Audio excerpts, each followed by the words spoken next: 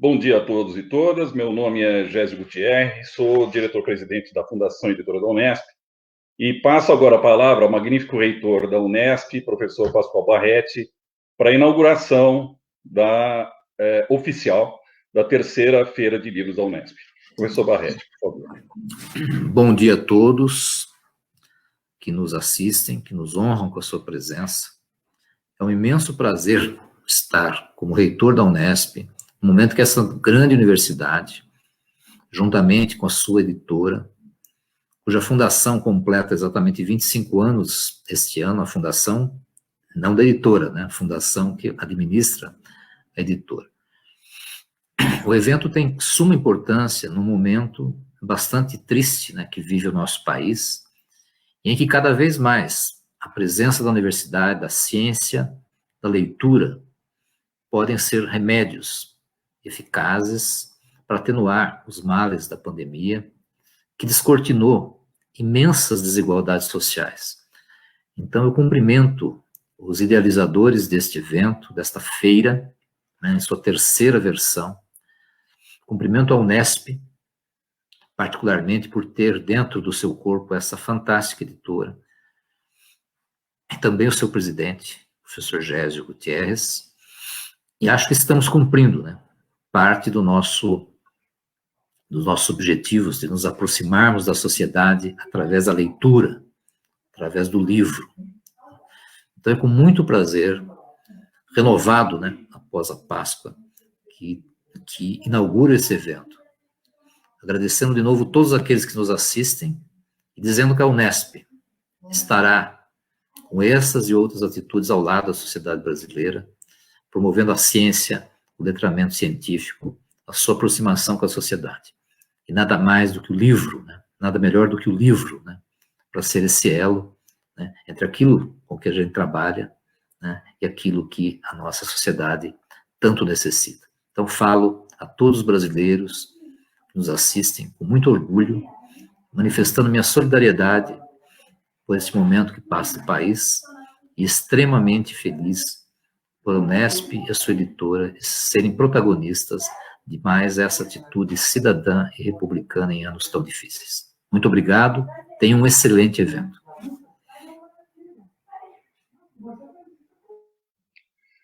Muito obrigado, professor Pascoal. Nesse sentido, então, declaramos inaugurada a terceira Feira do Livro da Unesp. Com ela, nós pretendemos, como em versões anteriores, abrir um espaço adicional para o mercado do livro e para a leitura. E, com a programação cultural que promovemos, nós inauguraremos também a programação cultural na sequência, né? Pretende-se também enriquecer esse evento, aproximando editoras e leitores. Dessa forma, como acabou de dizer o professor Pascoal, a Fundação Editora da Unesp, a Universidade Estadual Paulista, Unesp, e, de maneira geral, a universidade brasileira, né, novamente mostram seu entrelaçamento com a sociedade e sua participação ativa no enriquecimento cultural do país. Mais que isso, no momento trágico que enfrentamos, já citado, uma promoção como essa, ela simboliza resistência de uma sociedade que avançará, malgrado a pandemia e malgrado surtos obscurantistas e irracionalistas de alguns. Nesse panorama, saúdo todas as editoras presentes, número maior que 200 editoras, e o público leitor, participantes essenciais dessa festa. Paralelamente também, lembro a todos aqueles que propiciaram a realização disso, a equipe da Fundação Editora da Unesp, a EPS, a Pluricom, todos aqueles que trabalharam de uma maneira insana durante essas últimas semanas para que esse evento fosse realizado. Bem, que o livro e o prazer da leitura sejam devidamente honrados ao longo de toda esta semana. Muito obrigado a todos. Bem, sem maiores delongas, vamos então para a inauguração. Inaugurada a feira, Passemos agora à inauguração também da programação cultural associada à terceira feira do livro da Unesp. Temos hoje a honra, iniciando esse ciclo, temos a honra de receber o professor Peter Burke, a quem, sem mais demora, apresento na sequência. Peter Burke doutorou-se na Universidade de Oxford e, posteriormente, lecionou na Universidade de Essex, onde permaneceu de 62 a 79, 1979, como membro da School of European Studies, transferindo-se posteriormente para a Universidade de Cambridge, onde hoje mantém o título de professor emérito e fellow do Emmanuel College. Durante sua carreira, lecionou em outras instituições de prestígio, como a Universidade de Princeton, e entre 94 e 95, como professor visitante no IAA da Universidade de São Paulo.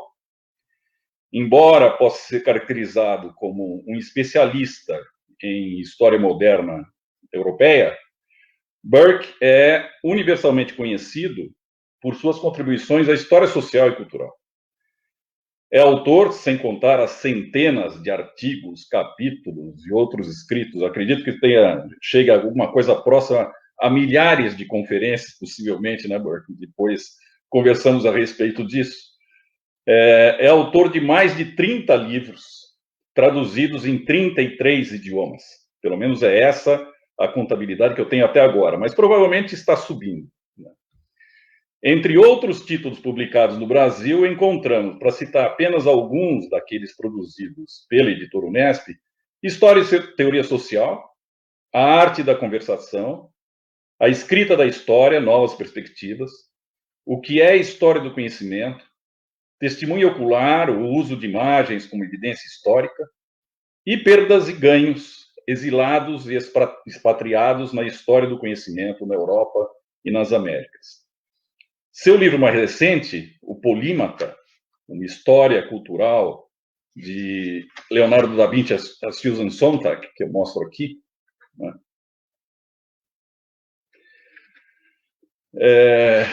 Também publicado pela editora Unesp, é mais uma das marcantes incursões do autor na história da cultura e será o objeto de sua comunicação a seguir. Informo que, ao final da palestra do professor Peter Burke, cobrindo aproximadamente 25 minutos, alguma coisa assim, abriremos espaço para 2 ou 3 perguntas selecionadas, que serão transcritas e repassadas à sua atenção. Professor Burke, mais uma vez agradeço muito pela sua disponibilidade, amabilidade e atenção. A palavra é sua, professor. Bom dia a todos. Prazer de estar de novo no Brasil, ao menos virtualmente. Obrigado pelo convite, também para a generosa introdução. Desculpe os erros do meu português. Bom, vivemos num momento de crise. Não me refiro apenas à crise global de saúde ou à crise da democracia.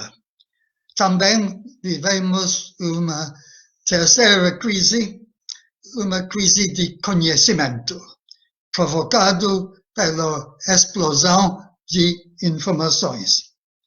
Há simplesmente demais para saber, demais fragmentos para tentar montar em um padrão. Na verdade, não é a primeira vez que uma crise de conhecimento acontece no Ocidente. No século XVII, já havia uma crise marcada por reclamações, já que havia demais para saber. Essa queixa era, eu acho, uma resposta retardada à invenção da impressão. No século XIX, uma segunda crise, quando livros e também jornais tornaram muito mais baratos e assim proliferavam. A terceira crise, nossa crise, também está ligada a mudanças no sistema de comunicação. A invenção da internet, o processo de digitalização e a ascensão de várias mídias sociais.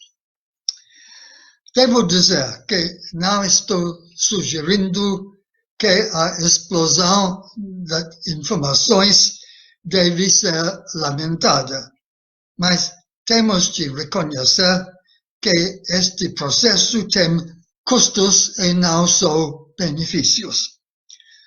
Dos custos, fragmentação.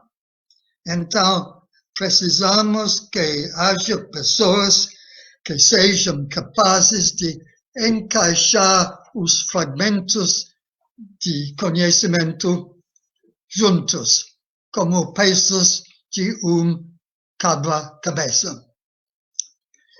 Essas pessoas existem, mas agora, infelizmente, estão se tornando cada vez mais difíceis a encontrar. São os polímatas. O que é polímata? De acordo com a definição tradicional do termo que segui meu livro, polímata é uma espécie de intelectual reconhecível por seu caráter multifacetado. A maioria dos intelectuais domina uma disciplina, mas os polímatas dominaram vários, até muitos. Gilberto Freire, o exemplo brasileiro mais conhecido desta espécie, descreveu a si mesmo e os outros indivíduos que admirava como homem orquestra. Essa metáfora de Freire nos lembra que existem outras formas de multifacetação, tal como indivíduo que joga tênis, dirige seu próprio negócio, toca numa banda de jazz e fica ativo na política. Estou pensando, por exemplo, em Paul Robeson, cantor célebre nos Estados Unidos nos anos 30 e 40 do último século, mas não era só cantor, também atleta, ator, linguista e ativa na política antifascista. Então, em sentido amplo do termo, podemos descrever este indivíduo como polímata. Mas no meu livro preferi escolher a definição mais restrita e mais acadêmica. Ao tratar de 500 anos de história de Europa e as Américas, examinando 500 indivíduos para ser capaz de fazer generalizações. No livro, faço retrato coletivo do polímata, descrevendo por que eles queriam seguir esse tipo de carreira e também como conseguiram realizar isso. Em outras palavras, discuto tanto a psicologia quanto a sociologia desta espécie de intelectual. Só para ter a ambição de se tornar polímata, é necessário, claro, ter uma hiperdosagem de curiosidade. Mas essa hiperdosagem está longe de ser suficiente para o sucesso. Também é necessário, por exemplo, trabalhar muito, longas horas. Sabe-se que vários polímatas não dormiam mais do que 4 horas à noite. Outro requisito, uma boa memória, super boa memória.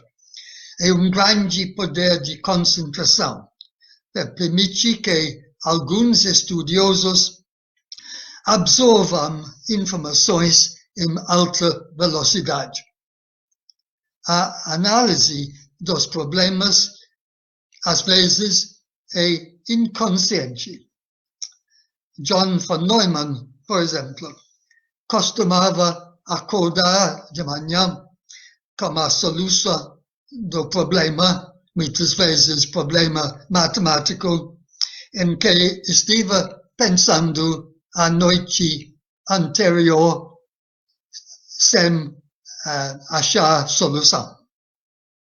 E os polímatas também precisam de uma imaginação forte, que é o que lhes permite perceber analogias inesperadas entre problemas e soluções em disciplinas e contextos muito diferentes, indo, por exemplo, de ondas normal a ondas de luz e ondas de som. Alguns dos familiares e amigos desses polímatas os veem negativamente, como sempre distraídos, como se estivessem sonhando. Mas essa falta de participação na vida cotidiana coexiste com o lado positivo, o lado criativo. A cientista britânica do século XIX, Mary Somerville, que não tinha escritório ou uma sala de trabalho só sua, room of her own, para lembrar o ensaio célebre de Virginia Woolf, Mary Somerville trabalhava na sala de estar da casa, mas ela era sempre tão absorvida em suas pesquisas e escritos que não ouvia as conversas ou a música que tinha lugar na mesma sala. Em outras palavras, os polímatas são obcecados por suas pesquisas e essa obsessão pode ser que seja necessária para seu sucesso. Em suma, existe uma psicologia específica do polímata.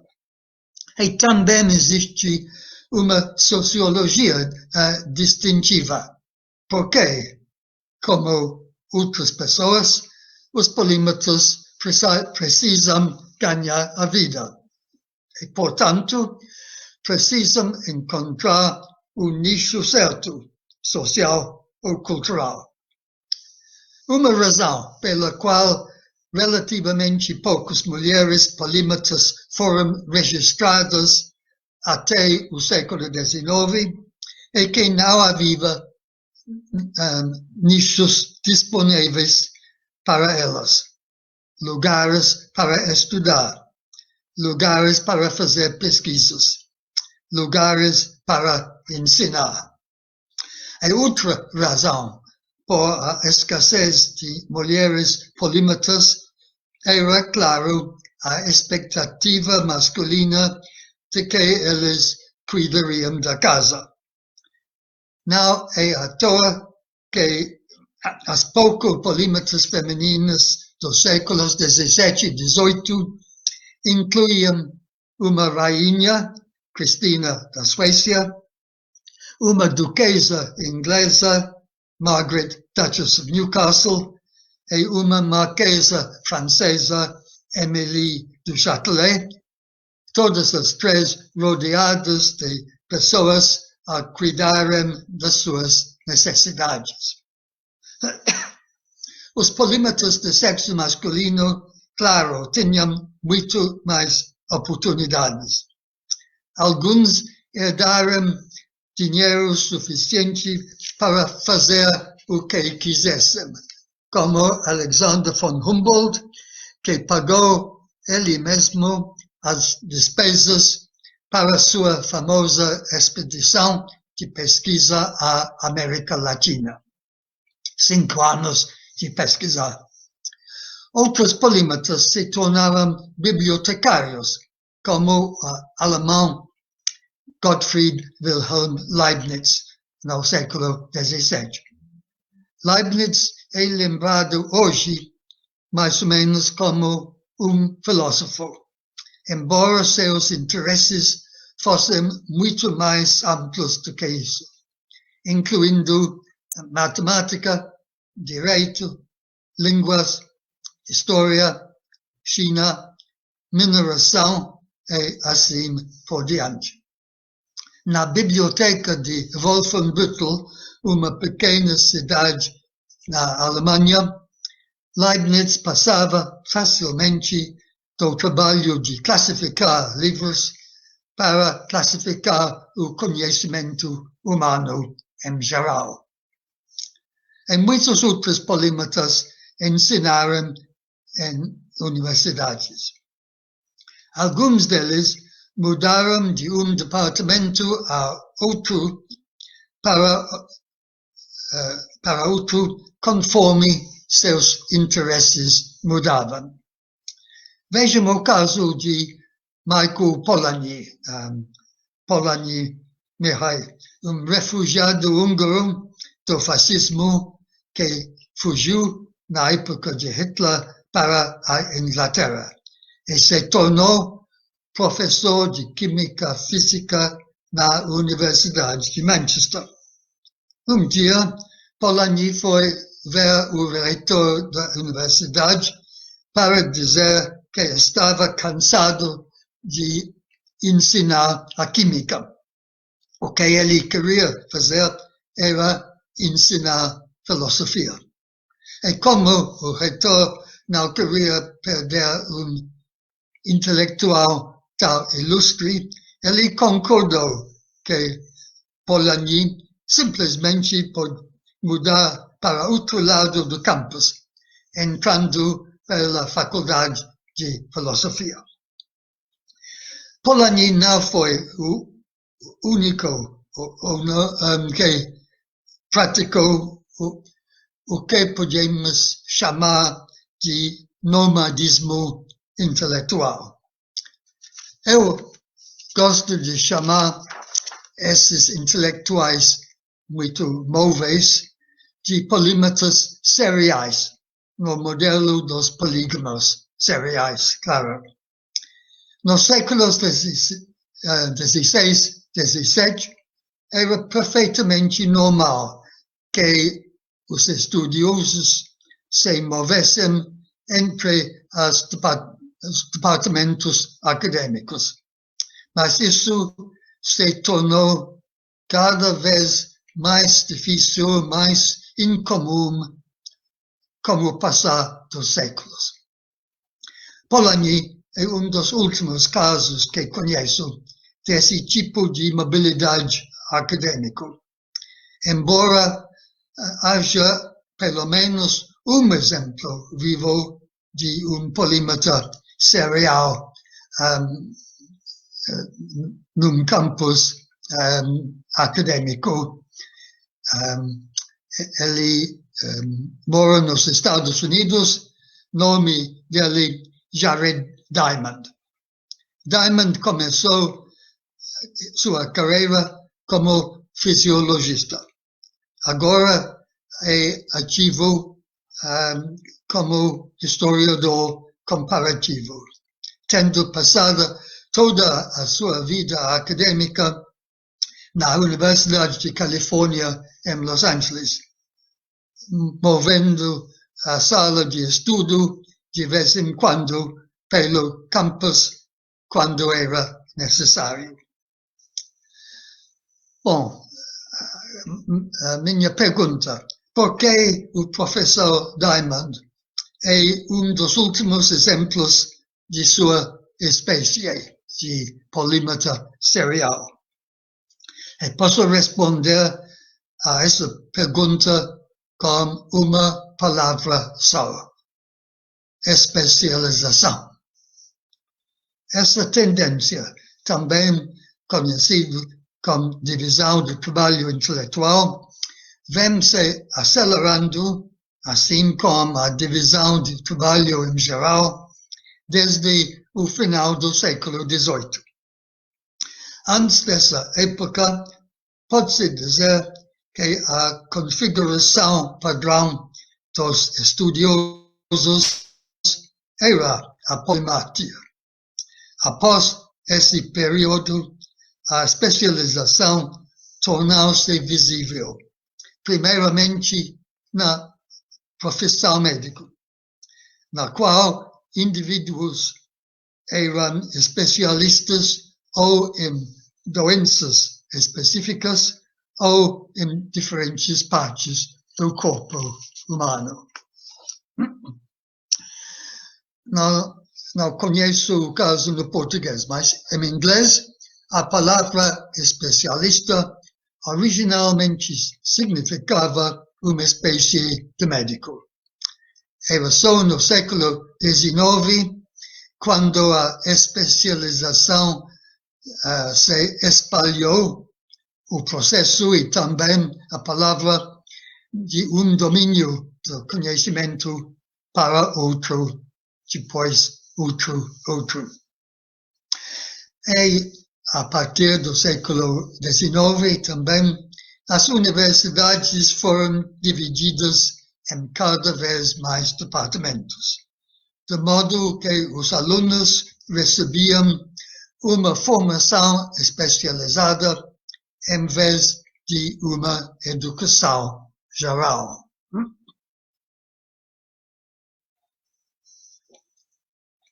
No século XX, as universidades, os próprios departamentos foram divididos para tornar para meu próprio disciplina, como exemplo. Hoje, espera-se que cada professor de história na universidade se especialize de 3 maneiras diferentes. Em primeiro lugar, em uma época, que no meu caso costumava ser os séculos XVI e XVII. Em segundo lugar, em uma área geográfica, que no meu caso era o século a Europa. E em terceiro lugar, em um tipo de história, para mim, história cultural e social.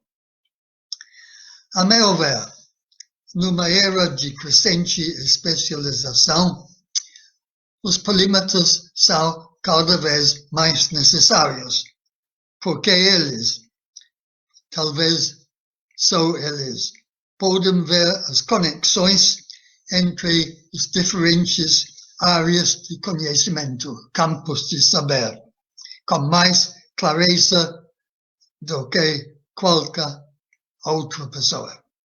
Ao mesmo tempo, infelizmente, os polímatas se tornaram uma espécie ameaçada de extinção. Eles vêm perdendo seus nichos. Eles nadam contra a corrente.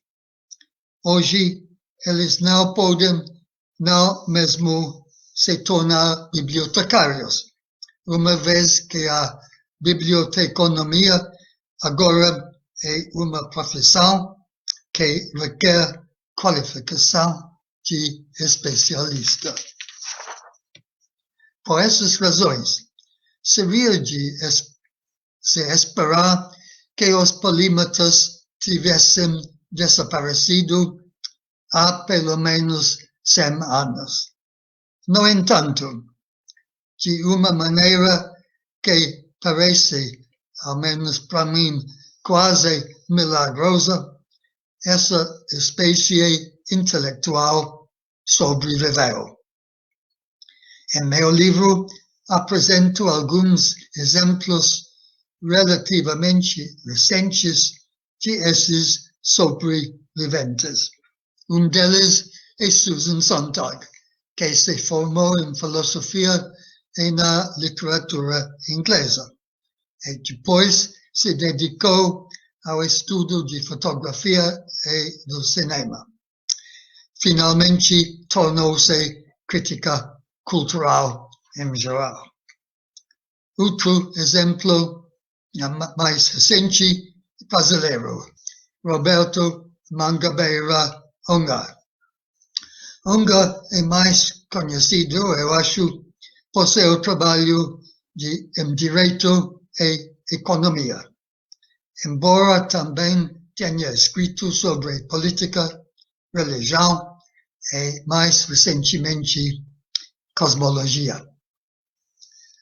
A existência desses polímatas é motivo para otimismo, mas suas idades não é. Ungar tem agora 74 anos, enquanto Jared Diamond tem 83. Eu gostaria de oferecer exemplos de polímatas mais jovens, mas é cada vez mais difícil encontrá-los. Como, então, podemos lutar contra a hiperespecialização? Claro, você pode perguntar se, em realidade, é necessária lutar mesmo. Afinal, todos nós devemos muito aos especialistas. As novas vacinas, por exemplo, não teriam sido desenvolvidas se não houvesse especialistas em epidemiologia. Então, não estou argumentando contra a especialização em si, mas sim contra a hiperespecialização, o que é incentivado hoje pela maioria dos tipos de ensino superior. Bom, chegamos para a grande pergunta de Lenin: o que fazer? Nesse caso, o que podemos fazer para combater esta hiperespecialização? Em minha opinião, existem três possibilidades, três remédios principais para a doença de especialização, que pode ser descrita como miopia intelectual. Primeiro remédio: a fundação de institutos de estudos avançados. Seguindo o modelo de Princeton, fundado em 1930, oferecendo acadêmicos em muitas disciplinas um ano de afastamento do ensino para melhor estudar, pensar e escrever. E existem agora vários desses institutos em diferentes partes do mundo, incluindo o Instituto para Estudos Avançados de USP. Nesses institutos, muitas vezes, especialmente durante um café ou almoço, estudiosos e cientistas diversos descobrem, às vezes com surpresa, que têm interesses e problemas em comum. Este foi o caso da gênese da teoria geral de sistemas. Essa teoria tomou forma quando o biólogo Ludwig Bertalanffy, o matemático Anatole Rappaport e o economista Kenneth Boulding, todos os três polímatas, se conheceram no ano 1954 no Centro de Estudos Avançados em Palo Alto, Califórnia. Bom, passamos para um segundo remédio. Isso é, os acadêmicos se unirem a equipes interdisciplinares para trabalhar em problemas comuns. Cada especialista vendo o mesmo problema a partir de um ângulo diferente, mas depois conversando com seus colegas. Essas equipes podem ser consideradas polímatas coletivos, um substituto possível para os polímatas individuais em processo de extinção. O terceiro remédio é o mais radical. Consiste em uma reforma do ensino superior, incentivando a combinação de estudos especializados com uma visão mais geral do conhecimento. Em algumas novas universidades, ao menos novas no fim do século XX, tentaram uma reforma desse tipo. Estou pensando, por exemplo, na Universidade de Griffith, na Austrália, e na Universidade de Linköping, em Suécia. Se esta reforma vai produzir ou não uma nova geração de polímatas, não posso dizer, não podemos dizer ainda.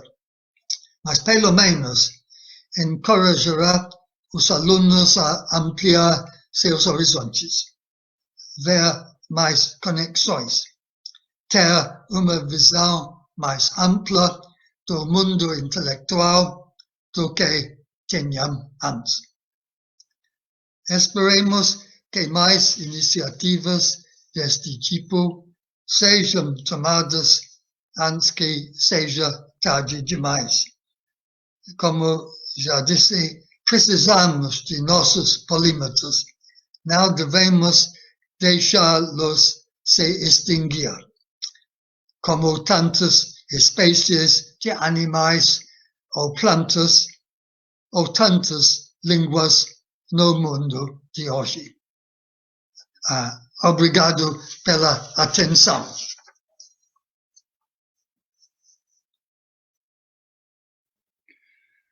Professor Burke, muito obrigado pela sua comunicação. Como sempre, eu não diria que seja inesperado, muito pelo contrário, mais do que esperado o seu brilho, a sua clareza e a sua iluminação em relação àquelas questões, aqueles problemas que o senhor levanta. São, na verdade, quando o senhor mencionou algumas das características típicas do polímata, eu identifiquei todas elas na sua figura mesmo. Quer dizer, não deixa de ser impressionante a sua concentração e também a sua memória, que são características, como o senhor mesmo diz, muito típicas do polímata. Nós tivemos hoje o privilégio de conviver, portanto, com um potencial polímata, né, também. Eu vou veicular, como nós tínhamos combinado antes, algumas das questões, foram várias questões arroladas aí pelo público, mas como nós não temos tempo, inclusive, de veiculá-las, foram selecionadas duas questões que eu gostaria que o senhor enfrentasse. A primeira delas, encaminhada pela professora Carlota Boto, é a seguinte. Eu acho que o senhor pode acompanhar no chat aí. Hoje, como nunca antes, as informações circulam em virtude, sobretudo, do universo da internet, ao universo da internet. Isso não possibilitará o surgimento de pessoas mais aptas para articular as diferentes áreas do conhecimento? Seria se esperar que as áreas de conhecimento sejam, em virtude disso, redefinidas? Ok, começo com a pergunta de Dimas Leandro. Bom, tá certo. Pode, tudo bom? Yeah. a Podemos pergunta tomar de a Leandro, hiperespecialização como um dado alarmante ou um mal necessário. As duas coisas, esse é o problema, especialmente porque a especialização sempre crescendo. E talvez também crescendo mais rapidamente com toda década. Então, vou passar para Carlota Boto. Vou ler a pergunta porque não havia essa antes. Hoje, como nunca antes, as informações circulam em virtude, sobretudo, ao universo da internet. Isso não possibilitará o surgimento de pessoas mais aptas para articular as diferentes áreas de conhecimento. Seria se esperar que as áreas de conhecimento sejam, em virtude disso, redefinidas. E concordo que áreas de conhecimento são sempre numa situação de redefinição. Quase toda grande descoberta tem como consequências a redefinição das fronteiras entre as disciplinas e tudo. Mas não estou vendo muito claramente porque um sistema de comunicação como o internet pode ter essas virtudes. Talvez facilita para pessoas longe das bibliotecas aprender para eles mesmos um pouco de informação sobre coisas muito diferentes. Problema com esse, como o problema dos autodidatas do século XIX que queriam ler as enciclopédias do começo ao fim. Problema de tudo isso é conhecimento superficial. É perigo até para polímatas célebres, mas é muito mais para pessoas começando a aprender. Bom, não estou vendo uma terceira pergunta ainda, mas talvez vai chegar.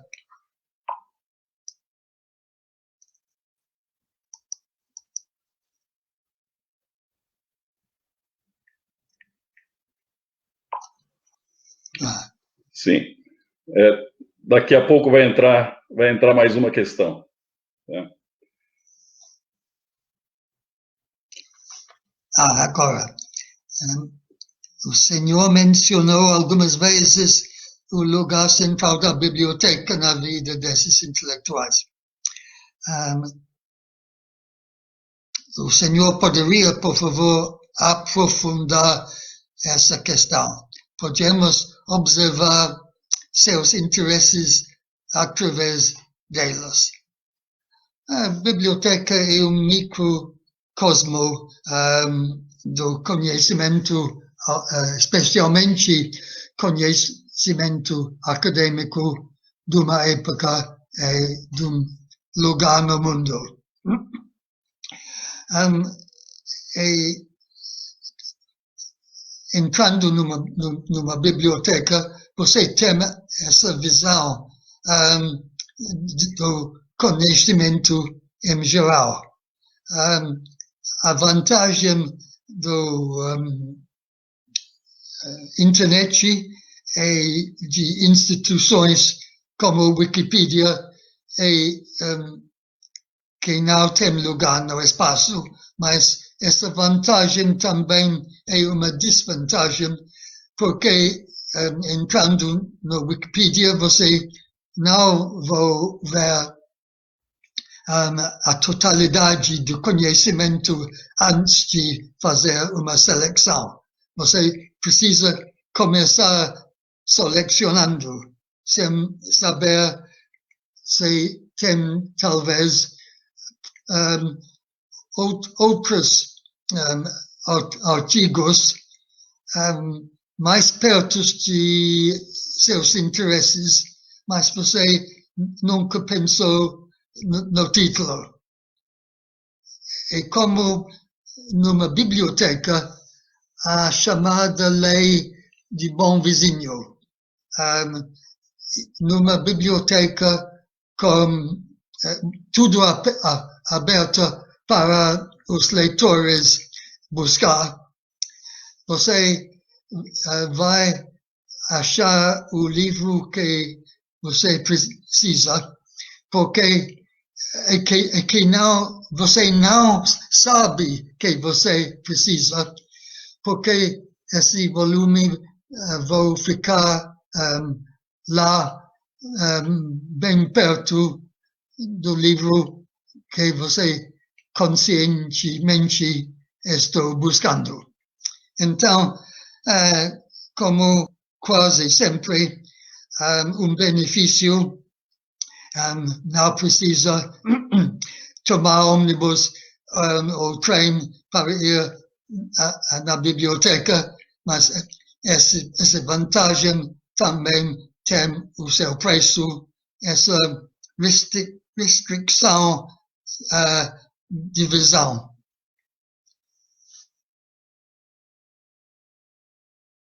Ok.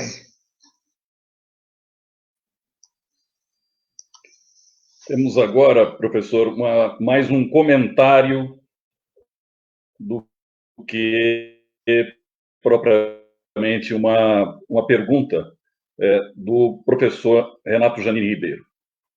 A proposta de Peter Burke para a universidade é de educação e não de enseignement supérieur.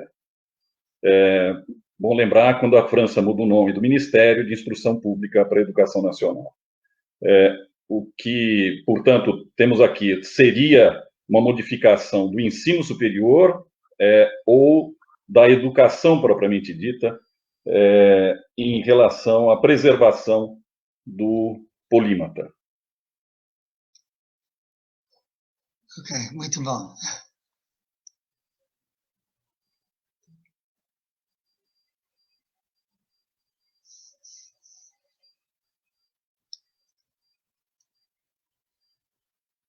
Último comentário, Renato Janini. Mas é de lembrar todo mundo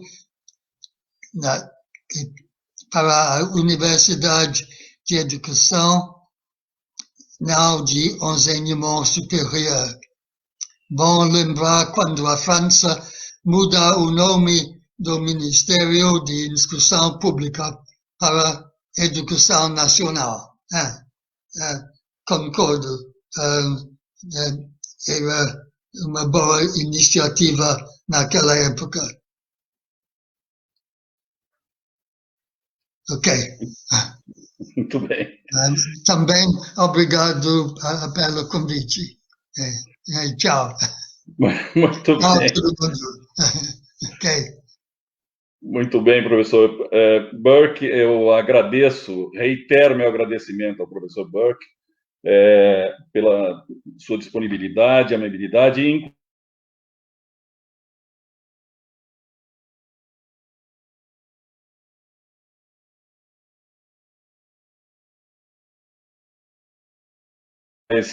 agora nos despedimos.